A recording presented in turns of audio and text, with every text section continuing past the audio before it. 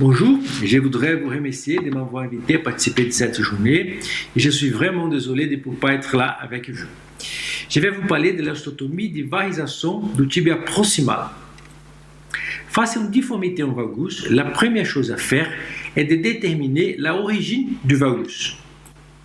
Dans la série d'Eberbach, chez les patients en valgus, 41% étaient d'origine tibiale, seulement 26% d'origine fémorale et 23% des deux. Nous devons donc changer les dogmes selon lesquels tous les jeunes valgus doivent être corrigés au niveau du fémur. C'est la même chose pour la série de Hoffman. La plupart des déformations en valgus provenaient du tibia, 45%. Nous devons donc prendre les mesures des palais. Tout d'abord, nous mesurons l'angle mécanique latéral distal du fémur.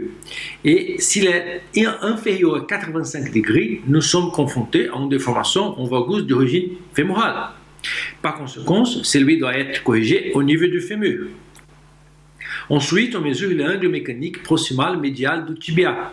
Et s'il est supérieur à 90 degrés, nous sommes face à un valgus d'origine tibiale. Par conséquent, la déformation doit être corrigée au niveau du tibia. La deuxième étape consiste à analyser la obliquité de l'interligne. Comme dans ces cas, nous avons un valgus d'origine fémorale. Si nous le corrigeons au niveau du tibia, nous corrigerons l'axe, mais l'interligne restera oblique, ce qui n'est pas bon pour les genoux. Mais si on la corrige directement à l'origine, au niveau du fémur, nous corrigerons l'axe et l'inclination de l'interligne, comme vous pouvez voir ici. Parfois, nous avons des déformations sévères avec valgus d'origine fémorale et tibiale. Si nous effectuons la correction seulement au niveau du fémur ou uniquement au niveau du tibia, nous corrigerons l'axe, mais nous créerons une obliquité de l'interligne. Dans tel cas, nous devons penser à la possibilité d'effectuer une double osteotomie, comme ça a été fait dans ces cas que vous voyez ici. Notre routine d'évaluation commence toujours par la longue radiographie avec charge pour mesurer les angles. Ici, c'est une déformation en valgus d'origine tibiale. Il est intéressant de remarquer que nombreux valgus n'ont pas de pansement sur la radiographie des faces. C'est pourquoi on fait toujours une radiographie en flexion des choses où le pansement latéral apparaît et montre que l'usure est dans la partie postérieure du fémur et non la partie distale. Nous avons complété les bilans radiographiques avec une radiographie de profil, un rotule axial et une IRM. Notre indication pour l'osteotomie de varisation proximale du tibia sera pour les patients ayant un valgus d'origine tibiale, une difformité inférieure à 12 degrés et une inclination finale de l'interligne inférieure à 10 degrés.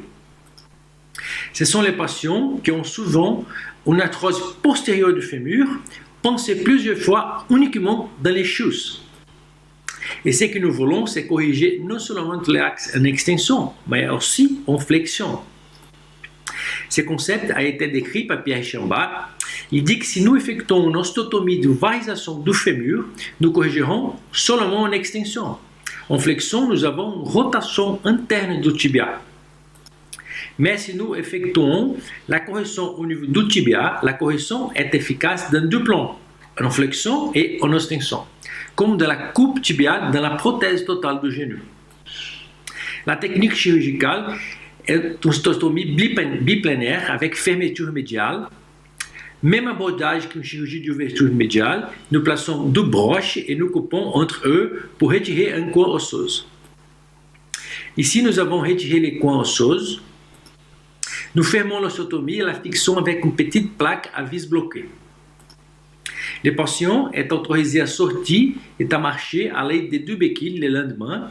L'objectif, c'est un axe à 180 degrés. Il ne faut pas hyper-corriger. Nous avons mené une étude multicentrique avec des collègues de Goiânia. Nous avons opéré 46 patients d'un moyen âge de 46 ans entre 2005 et 2020. Deux reconstructions de LCA associées, une mosaïcoplastie du condyle latéral et une reconstruction de MPFL ont été réalisées. Le suivi moyen des patients a été de 7 ans et demi et nous avons examiné 38 patients. Il n'y a pas eu de changement de la pointe tibiale ou de l'auteur rotulien.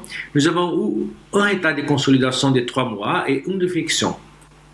34 patients étaient satisfaits ou très satisfaits. Presque 90 entre eux ont amélioré les niveaux d'activité et ont dit qu'ils référaient l'opération. Parmi les patients insatisfaits, un avait une hypercorrection et deux avaient une déformation préopératoire qui était d'origine fémorale. Un patient a reçu une prothèse totale de genou 9 ans après l'ostotomie et une reprise du LCA.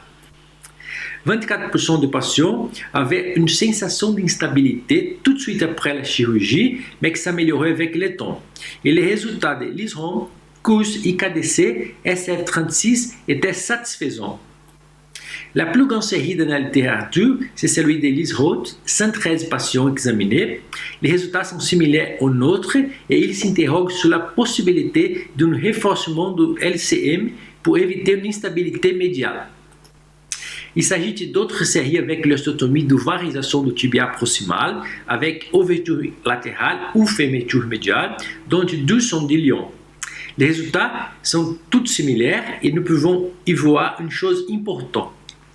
Les pires résultats apparaissent toujours en cas d'hypercorrection.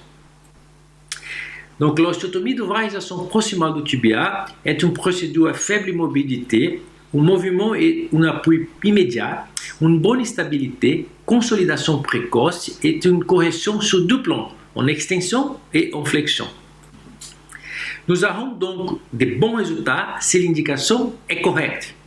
Ça veut dire valgus d'origine tibiale, normalement inférieure à 12 degrés, avec une obliquité finale de l'interligne inférieure à 10 degrés, pansement sur les radios de Schuss, et attention, le plus important, n'est pas hypercorrigé. Merci de votre attention.